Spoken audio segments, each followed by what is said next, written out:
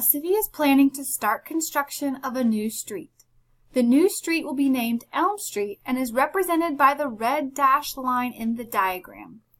Oak Street, Maple Street, and Cherry Street are parallel to each other. If Elm Street is constructed so that it is parallel to Oak, Maple, and Cherry, what will the measure of angle 2? What will be the measure of angle 2? Okay, so let's check this one out. So what we learned in one of our early units was that parallel lines have to intersect the same line at the same angle. So if we look at Oak Street and Elm Street, and we say, okay, we want those to be parallel, then both of those have to intersect Broad Street at the same angle.